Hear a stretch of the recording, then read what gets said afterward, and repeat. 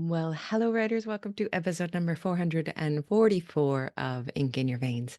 I'm Rachael Herron, and I'm so happy to be here today with Nicola Solvinic, who is absolutely lovely. We talk about using music in order to soothe the critical editor's voice, the one that we all hear, the one that says the same damn things to all of us, which is how we know it's not us. It's just part of resistance and using music to deal with that. We talk about bees and gardening and avoiding interruptions. And I know that you are going to enjoy this interview. So that is coming up. And what has been going on around here? We are finally warm. The people came in to spend 3 days in the house installing our new heating system. The old gas system is no more. We have central heat again. And for probably the umpteenth time, I'm going to say that 95% of homes in New Zealand do not have central heat. Uh, this is a true fact. I have one friend from Ireland who came into my house once. She took 2 steps into the house and she stopped in her tracks and she said, "You have central heat." Because she misses it so much. And I have truly never been in another space, any rented space, any friend space, any Airbnb that has central heat. I have told several people when I'm chatting to people that our furnace is out, and they say, "What?" Because people don't talk about a furnace. You don't have a furnace if you don't have central heat. And I may have mentioned this last week, and I can't remember, and I apologize if so, but I now understand how soft I am, how truly soft I am, because, when your furnace goes out and your house is in the mid 40s to low 50s Fahrenheit every day, you want to complain, right? I want to complain. I want to tell people. I want to say, "Oh, geez, it's so cold in my house." But that is just the temperature of Kiwi houses when people wake up. And yes, they have space heaters and heat pumps up on the wall that are kind of like a heat pump slash air conditioner that you can turn on and off. They're really, really efficient, energy efficient, and they work very well. And most people have something like that. And so they get up and they turn on their heater and then they're warm. They're not, Kiwis aren't living in 45-degree rooms, most of them. And 35% of homes in New Zealand are warmed by a wood burner. 2 doors down, he uses coal, which I actually really love the smell of. And you can buy coal at the grocery store. If you run out of coal, you just go down to the shop and buy some more. And houses are not insulated, and the windows are single pane, and so I haven't been able to complain. So I guess I'm complaining here. Nobody's impressed. No, nobody's impressed. But now that we are back to 20 degrees in the house, I go back and forth in my head now with Fahrenheit and Celsius pretty easily. So 20 degrees is what, about 68 degrees Fahrenheit. Oh my gosh, what a difference. Yesterday we heated it to 21, around 70, 71 degrees, just because we could. It was our first day with the central heat. And oh, we were all so happy. I'm still wearing long sleeves because I don't want to waste energy. But what we got was a heat pump ducted system. They connected a heat pump furnace, basically, although I bet it's not really a furnace. But they connected that to all new ducts into the house, bigger ducts, really gorgeous grates that are very Art Deco looking, absolutely beautiful. And the heat is so warm and it's so energy efficient. Everybody's deliciously happy except for Junebug, who every morning for the last month that the heat has been out, she runs into my office in the morning, which is the coldest room in the house, but I get up first, so I go in and I turn on my little space heater, and then Junebug cuddles up in front of it, and I put a blanket on top of her, and then she stays nice and warm. And this morning, of course, the warm air coming out of the vent in the floor was not as warm as a radiating space heater to just like press yourself up against. She didn't touch it, but she got very close to it. So she just spent, I don't know, 20 or 30 minutes this morning just sitting sadly in front of the space heater, looking at it balefully. Why have you let me down? So that was very, very cute and adorable. And now the house is warm and my wife is happy. She's no longer cold. And it's just an amazing thing. That has nothing to do with writing, except that it makes the whole family happier when we are not shivering inside the house. And what's been going on with writing? All is going apace. Getting the Unstuck Kickstarter things done and happening. Oh, this weekend is the writing retreat, Writing in the Junkyard. Perhaps you will be there. If you listen to this on this week, your Thursday, there's still time to join because we start on Friday in the United States. So you can go to rachelherron.com/retreat, I believe is the link if you'd like to join. Very last minute. We're going to be working together over the course of 3 days for a total of 9 hours. 2 hours the first day on Friday night, 6 hours on Saturday. These are US times, and 1 hour on Sunday. So if you want to check that out and join us, I would love to have you. But otherwise, I'm just really stoked that I'm going to get to hang out with writers for 9 hours this weekend and write in the middle of our lives without trying to make things better or perfect or making them into the right circumstances. We do not have to do that. We just show up in the middle of the mess. We do some writing and we call that good. And we learn how to get comfortable with the discomfort of not writing perfectly, of not writing gorgeous prose that makes us melt, because that's not the norm. The norm is showing up and we do some adequate words that we might make more adequate the next time we get around to touching them. And it's truly a beautiful artistic thing to be able to do over and over again. We just keep coming back and showing up. And that's what you do. And thank you for listening to this show because this is part of what you do as a writer. You think about writing by listening to other writers talk about their work and how they work. You are always in the back of your mind thinking about how you work and how your writing fits into your life. You are comparing it naturally with the people who are talking and thinking about, should I try that method? Or perhaps I could do that. Or perhaps, well, I hate that idea and I love the way I do it. I'm going to keep doing it that way. Fabulous. That's a great way to go. No matter what you do, you're thinking about writing, and thank you for doing that. All right, let's jump into the interview. Nicola Solvinic has a master's degree in criminology and has worked in and around criminal justice for more than a decade. She lives in the Midwest with her husband and cats, where she is surrounded by a secret garden full of beehives. The Hunter's Daughter is her debut novel. And here we go with the interview. Please enjoy. Well, I could not be more pleased to welcome you to the show today. Will you please share your name and your pronouns with us? Hi, I'm Nicola Solvinic, and I go by she, her. Thank you very much. Your debut novel is The Hunter's Daughter, and it will be out and about in the world by the time this show goes live. Hmm, Before we get into anything else, what is it feeling like to have your debut novel almost ready to launch? Kind of terrifying, to be honest. I'm pretty sure everybody has this feeling. There's all Yeah. this anticipation, and then the day is here. Yes, yes. What has been the most surprising thing about leading up to publication? Oh, the most surprising thing. Um, Honestly, the whole process was really surprising and really felt like kind of a Cinderella story. Really, I didn't expect that. Well, that the book would sell, first of all. But, yeah, it's been really, really exciting, and I just can't wait to see how it does and where it Oh, goes.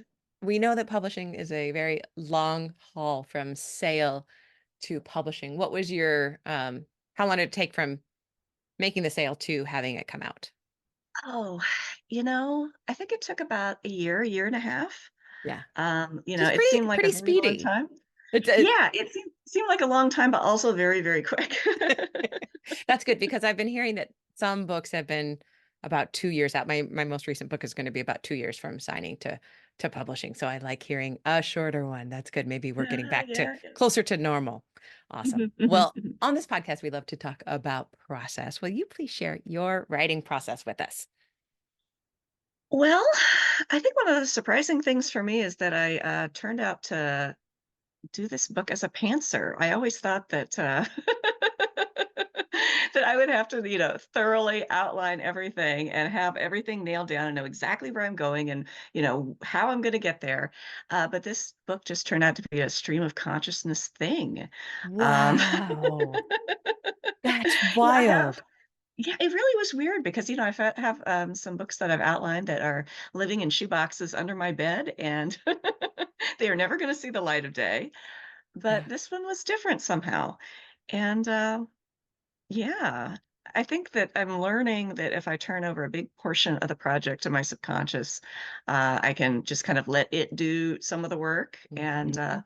for this book in particular, I was like leaving my phone by my bedside when I was asleep. And then I'd wake up in the middle of the night and I'd have some kind of an image or something I wanted to include in the book. So I'd be taking notes on my phone in the middle of the night. Fabulous. So are you going to keep that kind of stream of consciousness, seat of the pants approach in the future going forward? Well, actually, I'm working on the 2nd book right now, and it's not Mm. always possible, when you've got, more Yeah. editorial oversight because initially it's just you. It's just you. But then the next book, you have a deadline. Yeah. You have a deadline and they wanna know what you're saying. They want to have a general idea of what it's about, so I'll be curious to see how the next book unfolds, in a Yeah. different way. Yeah. But, yeah, in response to the writing process, question, I mean, I try to write daily, but sometimes things come up and that keeps me from doing it, and, I like to do yeah, about 1,000 words in a sitting, and I'm usually at home on my couch. I've never been able to do as some people do, like, write in coffee shops. I You're a mean, there's so couch many writer. Yeah. distractions. Yeah, I get Yeah. so distracted by, people, and I'm making up stories in my head, what they're doing, and It's so a hazard of being writer. Exactly. right, exactly, like, that guy getting a coffee could be a serial killer. Hmm. Maybe I'm gonna put him into my book. Exactly. He All could right. So be. then let me ask you, what things help you most to write?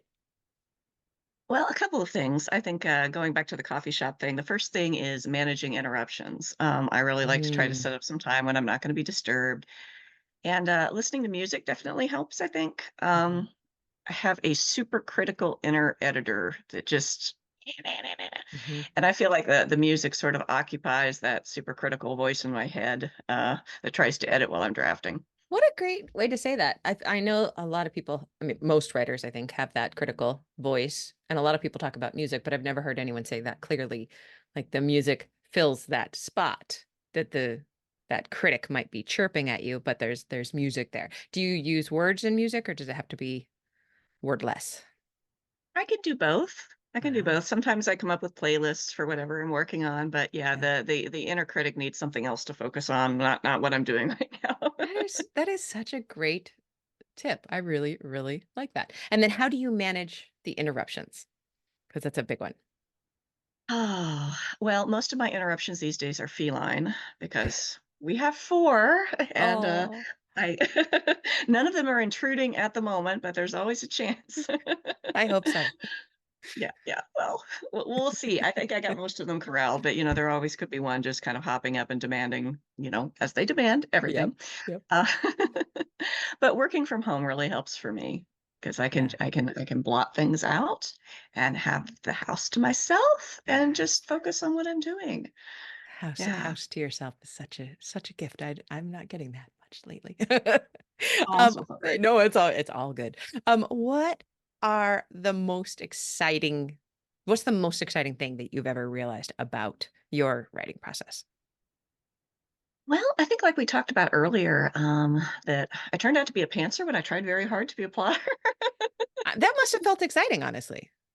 It's a little terrifying because I don't know which hemisphere of my brain wants to be in charge, but it turns Right. out Yeah, and I that think that's probably related to the whole inner critic thing. I think sometimes I just yeah. need to get out of my own head and just let the work do its thing. That's true. It feels like the critic is always very logical and left-brained and has a lot of things to tell us and teach us. And if you're in that right brain or that right hemisphere that is the creative side, that seems like it would be helpful. Yeah, my right hemisphere is very, very loud and my left hemisphere whispers, so I've gotta kind of or I may have that reversed. Yeah. I get One it of these reversed too. We know which the yeah, the critical one is the loud. obnoxious one, usually. Yeah, yeah, yeah. Yes, yes. Always, always talking. So this might be related. What part of writing do you struggle with most? I think one of the things that I'm kind of learning to struggle with, and that hopefully I won't struggle with in the future, is the social media aspect of it. Because I don't think I have anything really interesting to say. I'm a pretty quiet person who leads a really boring life. And um, I mean, I had mac and cheese for lunch, and nobody wants to see a picture of my mac and cheese for lunch. And I try to keep up with my cat's antics, but, everybody's got their cat pictures out there, and, my cats spend more time watching cat videos on TikTok and YouTube than I do. So, just trying to learn what is out there and what people might be interested in is my current challenge. It's a big challenge, and I can imagine that right now at this point it's stressful because the book is about to come out as we are recording, and you know that your publisher and your agent are kind of watching what you do. Have you come up with anything that makes you feel, okay, I could do this. This could be a little sustainable. I think practice is helping. Practice is helping, and, realizing that, my food might be boring and my day life might be boring, but there are occasionally exciting things that I get to do, so Yeah, and may I posit too that just like in writing, the more specific we get about something, the more universal it becomes and more interesting it becomes to our readers.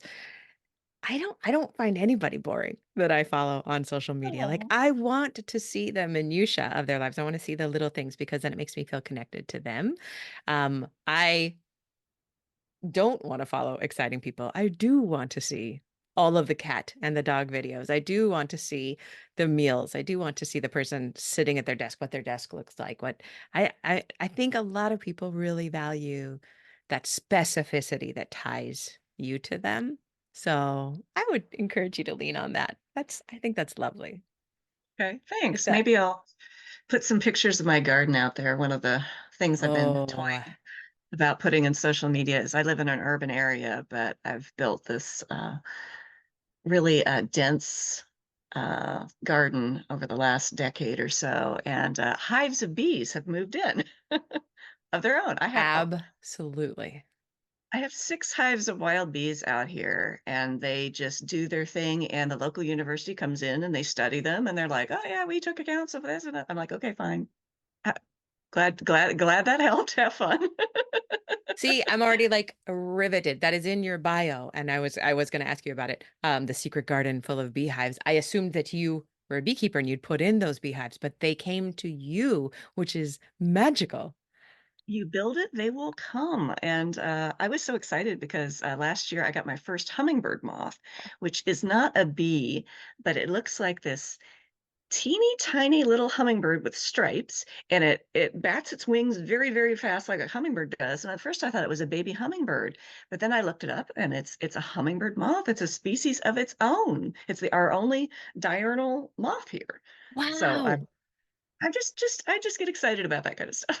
Anything that you get excited about, the people who follow you will get excited about. I just got so excited about that and thinking like, how could Oh, I attract bees? However, if I attracted bees to our garden, my wife would leave the country. She would not. She's so oh, scared of no. bees.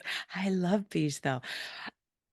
Okay, I'm just gonna tangent it because I'm obsessed with gardens as well. But like, how much time do you spend out there on the regular with the garden? I think probably I'm kind of in a maintenance phase now, so it's like 3 or 4 hours a week. Yeah. But I'm in the process of kind of like, moving things around and, kind of changing things. Like I had some lilies that I'm taking out because the neighborhood cats, of course, congregate here. And I just learned that lilies are poisonous to cats. So I'm like, okay, I'm going to take all these guys out and replace with more cat mint because we obviously need cat mint. And there can never Keep be these enough. guys in use. But I get these little, oh yeah, I'm kind of tangenting as well.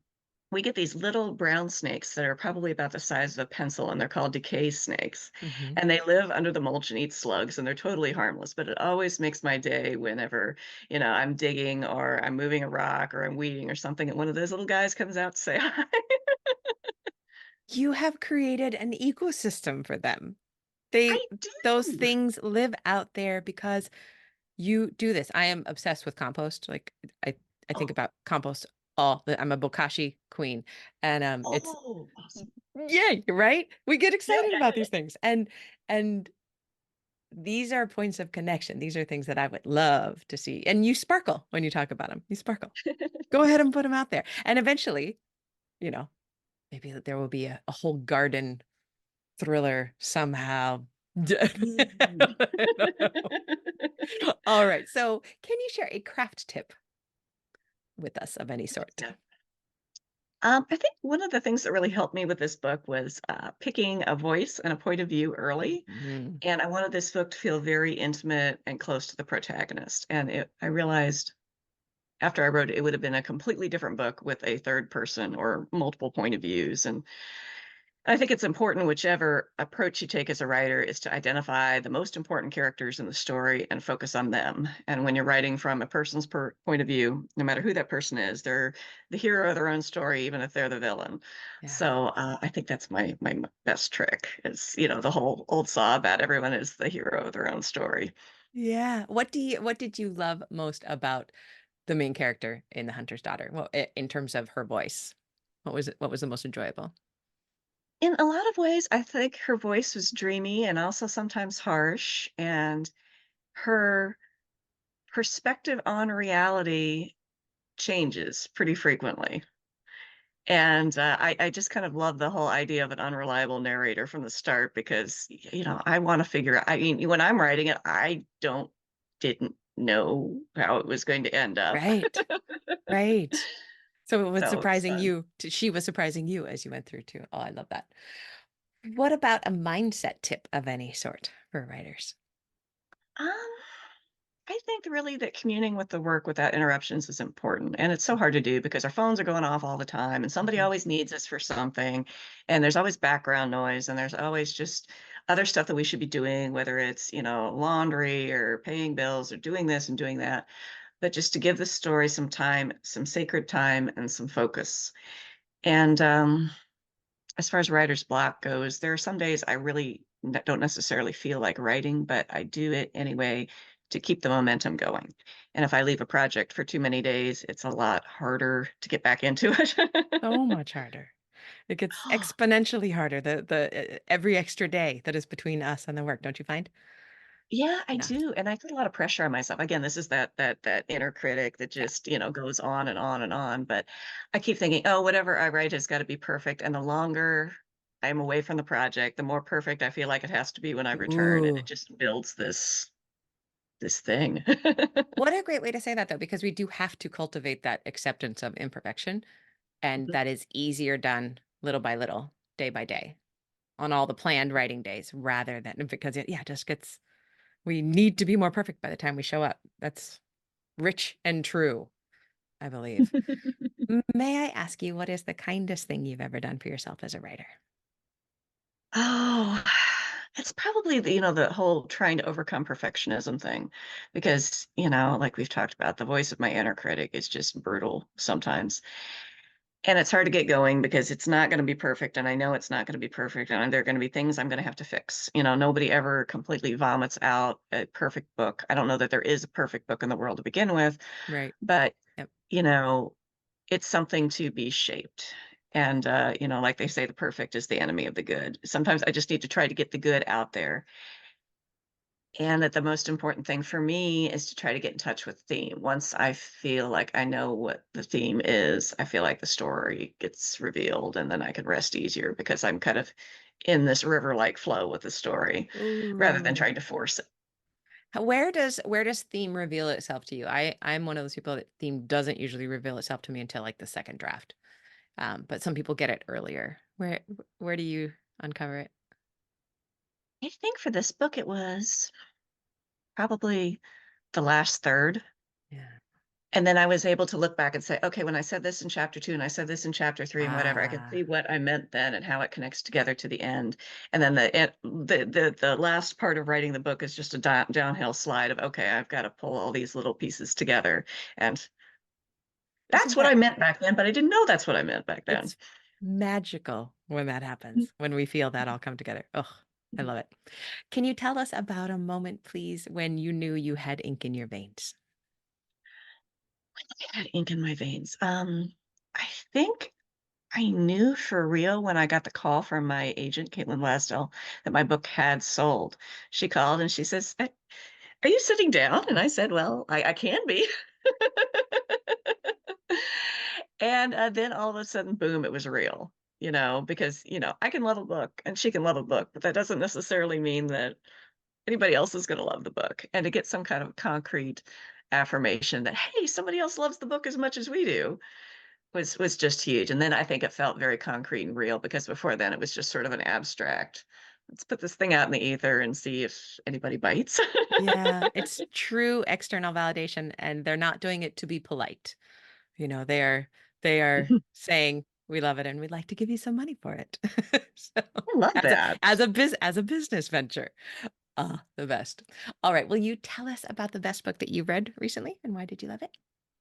This one that I've read recently was Karen Dion's The Marsh King's Daughter. Oh, And it's, yeah. Actually, I yeah, thought I thought of that book when I was reading yours. yeah, If I just read it for the first time a couple of months ago. ah, And yeah, I was like, oh, this is just such a fairy tale of a book. And I yeah, love how the protagonist, how her father goes from being hero to villain in her yeah, eyes, and how the land is a character in itself, yeah. and it's just really gorgeous stuff, and yeah, Oh. Oh, yeah, I would I love that one. that's a great, scary, spooky book. Speaking of scary, spooky, slightly supernatural/paranormal books, would you tell us a little bit about The Hunter's Daughter, please? Yes, my new book, The Hunter's Daughter, and I've got it's out Beautiful May cover, 14th. red and I know, black. I love the cover, right? Yeah. It's so pretty. They showed it to me, they're like, "What do you think?" And I was just like, "Wow, that's gonna look amazing as a thumbnail." Yeah, important, very important. Yeah. Yes. So it's out May 14th at your favorite book retailer, and it's a book about the secret daughter of a notorious serial killer who has to catch his copycat using the tricks her father taught her in the forest long ago. That's Hmm, my elevator pitch. that's such a good elevator pitch. That's like a Thank you. one-click elevator pitch. That's like I know exactly what that book is gonna be about, but I don't really. But I'm just gonna hit buy and start reading. So, Thank that's you. lovely, and it was such a ride, and it kept me guessing, and it was suspenseful and beautifully written, and Oh, thank you I'm so much. I so really glad appreciate that. that you wrote it and that it's out there by the time these hit their ears, the book will be out there for people to purchase. Where can we find you out there on the internet? Well, my website is nicolasolvinic.com, and my social media links are there too. So, Perfect, got and where are Instagram, you and most active usually? Is it Instagram I or think Instagram. Well, Yeah. I'm gonna follow you on Instagram. Hopefully, maybe see some bees or some snakes or um, Ooh. some gardening things at some point. So Mm. you never know. They might appear. Thank you, Nicola. It's been a delight to talk to you, and I wish that it flies from the shelves. Thank you so much. I really appreciate the chance to talk to you and your audience, and it's just been such a great time. Thank you so much. You're so welcome.